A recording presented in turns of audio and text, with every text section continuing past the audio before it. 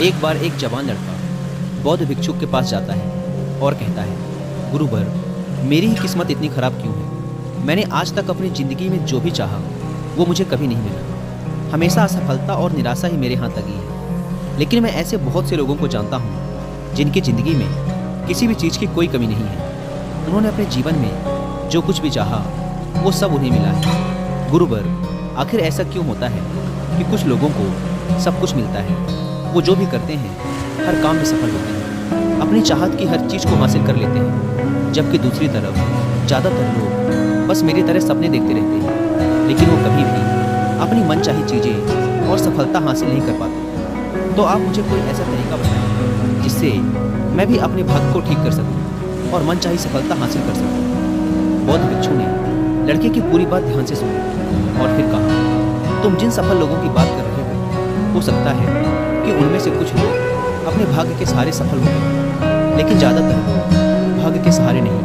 बल्कि इसलिए सफल हैं क्योंकि उन्होंने ये सफलता कमाई है। सफलता प्राप्त करने और लगातार सफल बने रहने के लिए इंसान के अंदर कुछ महत्वपूर्ण आदतों और एक विशिष्ट नज़रिए का होना बेहद आवश्यक है, जिसके बारे में आज मैं तुम्हें बताने जा रहा हूँ। बस मेरी पूरी बात को अंत तक ध्यान से सुनो। व्यक्ति ने कहा, जी गुरुवर, मैं आपकी पूरी बात को ध्यान से सुनूंगा।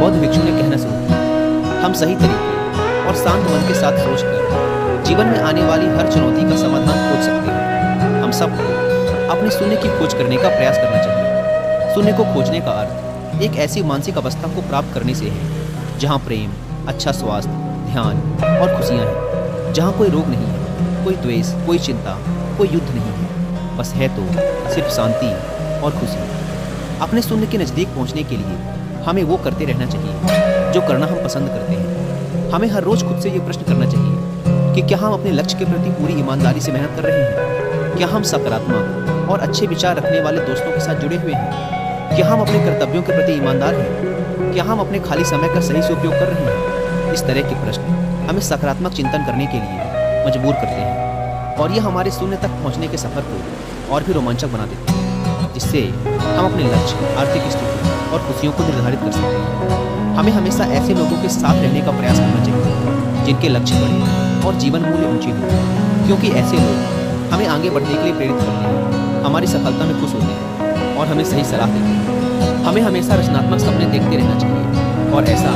हम इन 5 तरीकों से कर सकते हैं।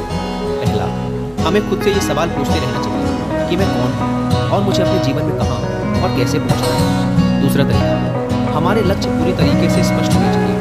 हमें अच्छे से ये पता होना चाहिए कि हमें क्या हासिल करना है। तीसरा तरीका, हमारे लक्ष्य को पूरा करने के लिए हमें एक समय सीमा निर्धारित करनी चाहिए। चौथा तरीका, हमें हमारे सपनों के प्रति सकारात्मक और आशापूर्ण दृष्टिकोण बनाए रखना चाहिए।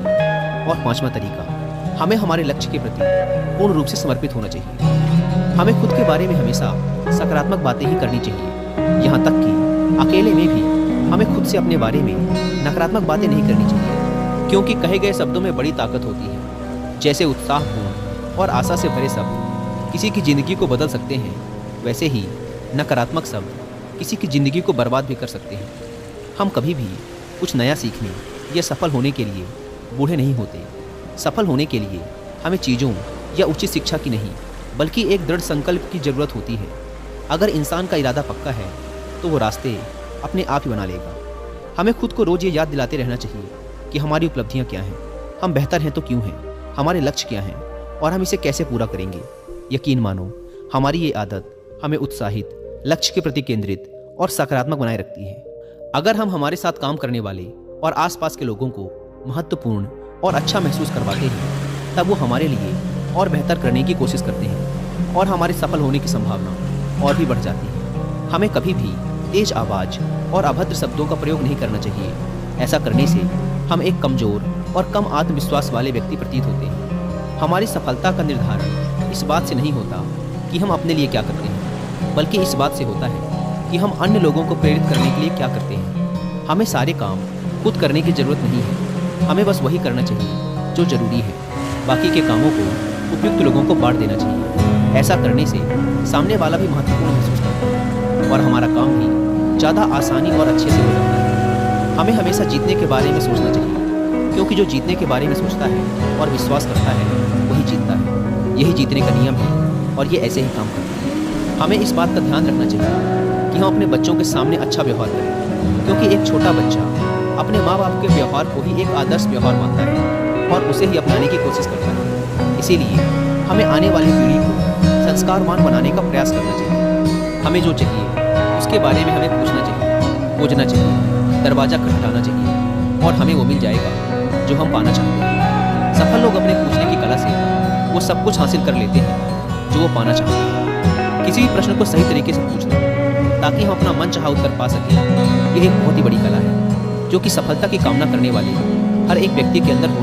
बौद्ध भिक्षु ने आगे कहा, जीवन में सफल होने के लिए हमारे अंदर लीडरशिप क्वालिटी का होना बेहद आवश्यक है। एक अच्छा लीडर बनने के लिए हमें 7 आदतें अपनानी होंगी। पहली आदत, हमें अपने से जुड़े लोगों की मदद उनकी उम्मीद से बढ़कर करने का प्रयास करना चाहिए। दूसरी आदत, हमें खुद पर और अपने से जुड़े लोगों की काबिलियत पर विश्वास करना चाहिए। तीसरा नियम, हमें हमेशा सही को सही और गलत को गलत बोलने की हिम्मत दिखानी चाहिए। चौथी आदत, जब हमें पता चल जाए कि हम गलत हैं तो हमें तुरंत अपनी गलती स्वीकार कर लेनी चाहिए। पांचवी आदत, हमें हमेशा अपने साथ काम कर रहे लोगों की सलाह लेनी चाहिए और उनकी इज्जत करनी चाहिए। छठा नियम, चुनौती के समय भी हमें अंदर से शांत और स्थिर रहने का प्रयास करना चाहिए। सातवां नियम, हमें काम को इतनी लगन और जिम्मेदारी के साथ करना चाहिए कि हम दूसरों के लिए एक उदाहरण बने और वो हमारे काम करने के तरीके का अनुसरण कर सकें। एक बात याद रखो, हमारा दिमाग बहुत अमूल्य है। हमें इसकी देखरेख ऐसे करनी चाहिए जैसे हम दूसरे कीमती सामानों की करते हैं। हमने अब तक जो भी हासिल किया है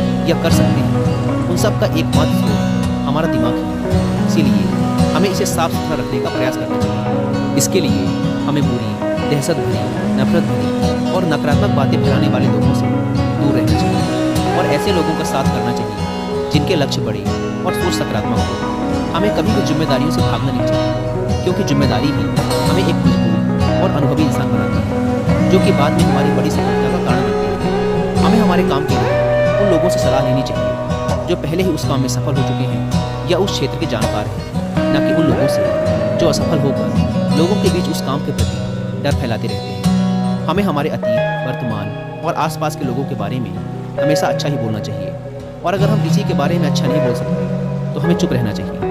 हमें कुछ पाने के लिए उससे ज़्यादा देने के लिए तैयार रहना चाहिए। हमें दूसरों के साथ भी वैसा ही व्यवहार करना चाहिए जैसा हम चाहते हैं कि वो हमारे साथ करें। हमें बिना उनसे कोई उम्मीद रखे लोगों की सहायता करने का प्रयास करना चाहिए और उस ब्रह्मांडी शक्ति का धन्यवाद अदा करना चाहिए कि उसने हमें मदद करने के लायक बनाया। ऐसा करने से हम अंदर से खुश और अपने काम के प्रति उत्साहित महसूस करते हैं। हमें लोगों को उपहार देने की कला आनी चाहिए। हम सही तरीके से उपहार देकर किसी का भी दिल जीत सकते हैं। उपहार देने के कुछ तरीके हैं जिनके बारे में हमें पता होना चाहिए। फूलों के गुच्छे, महंगे सामान, फलों से भरी टोकरी जैसे उपहारों से भी ज़्यादा अगर कुछ सामने वाले के दिल को छूता है तो वो हैं हमारे अमूर्त उपहार। जैसे हमारे किसी अपने के पास जाकर उनके साथ थोड़ा समय बिताना, किसी बीमार दोस्त के घर जाकर उसका हालचाल पूछना, हमारी सहायता करने वाले लोगों का सार्वजनिक रूप से धन्यवाद अदा करना इत्यादि। हमें किसी को उपहार देने से पहले उस उपहार को उस व्यक्ति के अनुरूप बनाने का प्रयास करना चाहिए जिसे हम उपहार देने वाले हैं। हमें उपहार देते समय उसकी कीमत पर नहीं, बल्कि उपहार लेने वाले का उस उपहार के साथ भावनात्मक लगाव बढ़ाने पर ध्यान देना चाहिए। अगर हम किसी को उपहार तब देते हैं जब सामने वाले को उसकी उम्मीद ही ना हो तो उपहार की कीमत अमूल्य हो जाती है। हमें उपहार देते समय उसे थोड़ा सजा के देना चाहिए, जैसे एक व्यक्तिगत पत्र या फूल के साथ। हमें हमारे साथ काम कर रहे लोगों के विचार, अच्छे सुझावों और उनकी बुद्धिमत्ता की प्रशंसा करनी चाहिए। उन्हें काम से जुड़े मुद्दों पर निर्णय लेने के लिए प्रोत्साहित करते रहना चाहिए। ऐसा करके हम उनके मनोबल को बढ़ाते हैं और वो खुद को महत्वपूर्ण, उपयोगी व आवश्यक महसूस करते हैं और हमारे प्रति उनका विश्वास और भी बढ़ जाता है। हम दूसरों पे अपना सकारात्मक प्रभाव उनके मन और आत्मा को सही पोषण देकर आसानी से बना सकते हैं और ऐसा हम उनकी सुंदरता, पहनावे, कामयाबी, घर के सामानों आदि की सच्ची प्रशंसा करके और उनके घर परिवार के बारे में बातचीत करके कर सकते हैं। जब हम किसी को बोलने के लिए प्रोत्साहित करते हैं और उन्हें ध्यान से सुनते हैं, फिर चाहे वो अपनी सफलता के बारे में बता रहे हैं या अपनी समस्याओं के बारे में, हमारा उनको ध्यान से सुनना उन्हें अच्छा महसूस करवाता है और ऐसा करके हम उनका विश्वास और समर्थन दोनों जीत सकते हैं। हमारी लोगों को ध्यान से सुनने की आदत हमें उनकी नज़रों में प्रभावी और गंभीर व्यक्ति बनाती है। हमारी हो रही बुराई इस बात का प्रतीक है कि हम आगे बढ़ रहे हैं। और जब हम पलटकर अपनी बुराई का जवाब नहीं देते तो हम उसके नकारात्मक प्रभाव को वहीं निष्क्रिय कर देते हैं। श्रेय और तारीफ मिले ना, हमें अपना सर्वश्रेष्ठ देते रहना चाहिए। अभी हमारे काम का श्रेय भले ही कोई और लेता रहे, लेकिन सही समय हमें हमारे काम का पुरस्कार दिलवा ही देता है। जो लोग हमारे बारे में गलत बोलते हैं और हमारे काम का श्रेय लेने की कोशिश करते हैं, हमें उनसे बदला लेने के बारे में सोचकर अपना समय बर्बाद नहीं करना चाहिए, बल्कि उन पर दया करके और उन्हें बीमार समझकर त्याग देना चाहिए। अगर हमारे अंदर करिश्मा है और हम अपने जवान के पक्के हैं, तो हमें सफल होने से कोई नहीं रोक सकता। करिश्मा एक दैवीय रूप से प्राप्त शक्ति को कहा जाता है, लेकिन आम जिंदगी में करिश्मा एक ऐसा व्यक्तिगत गुण है जो एक व्यक्ति को दूसरे व्यक्ति पर अधिकार देता है।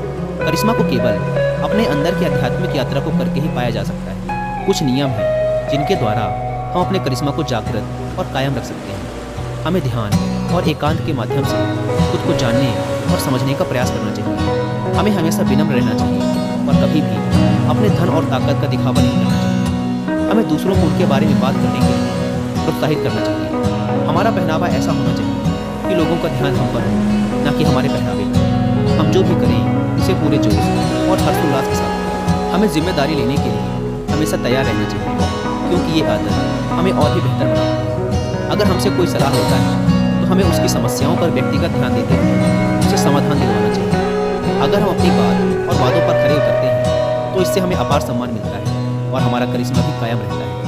हम अपने छोटे छोटे वादे पूरे करके बड़ी सफलता हासिल कर सकते हैं। जैसे जब हम किसी से मिलने का समय निश्चित करते हैं तो उस निश्चित समय पर ही हमें उससे मिलना चाहिए। हमें अपने किए हुए वादों को हर हाल में पूरा करने का प्रयास करना चाहिए।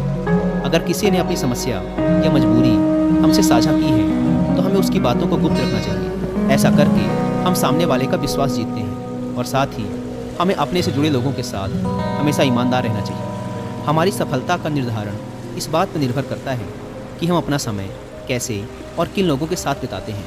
इसके लिए हमें समय समय पर अपने दोस्तों की समीक्षा करते रहना चाहिए कि क्या हमारे दोस्त एक बेहतरीन भविष्य बनाने के लिए काम कर रहे हैं। क्या वो हमें सही और सकारात्मक सुझाव देते हैं। क्या वो कठिन समय में हमारी मदद करते हैं। कहीं वो सिर्फ शिकायत करने वालों में से तो नहीं है। नकारात्मक सोच रखने वाले और हमें पीछे खींचने वाले दोस्तों से हमें दूरी बनाने का प्रयास करना चाहिए। इसके साथ ही हमें नए और अच्छे लोगों से दोस्ती करने और संबंध बढ़ाने से भी पीछे नहीं हटना चाहिए। हमें धैर्य के महत्व को भी समझना चाहिए, क्योंकि बड़े और महत्वपूर्ण लक्ष्यों को पूरा करने में समय लगता है। इसीलिए हमें हर रोज अपने लक्ष्य के लिए एक एक कदम बढ़ाते रहना चाहिए। लगातार धैर्य के साथ काम करने वाले न केवल अपने लिए बल्कि आने वाली पीढ़ी के लिए भी निर्माण करते हैं। जब हमें लगे कि हमारा काम पूरा हो चुका है, तब हमें उस काम में लगे वक्त का 10% समय और लगाना चाहिए, उस काम में हुई गलतियों को कम करने के लिए। ऐसा करने से हमारा अपने काम के प्रति समर्पण बढ़ता है। हमें इस बात का ध्यान रखना चाहिए कि धन हम पर नियंत्रण ना करे। हमें अपने कमाए धन का कुछ हिस्सा दूसरों की मदद में लगाना चाहिए, क्योंकि दान करने से धन की शुद्धि होती है और मन की शांति बढ़ती है। हमें सफलता के शिखर तक पहुंचने में बहुत समय लगता है, लेकिन वहां से नीचे गिरने में ज़्यादा समय नहीं लगता। इसीलिए सफलता को कभी भी अपने सर पर नहीं चढ़ाना चाहिए। हमें अपने चरित्र का अच्छा उदाहरण समाज में पेश करना चाहिए, ताकि लोग उसका अनुसरण कर सकें। जिंदगी में सीखना बंद ना करने के लिए हमें एक बच्चे की तरह सोचना चाहिए, क्योंकि अपनी उत्सुकता के कारण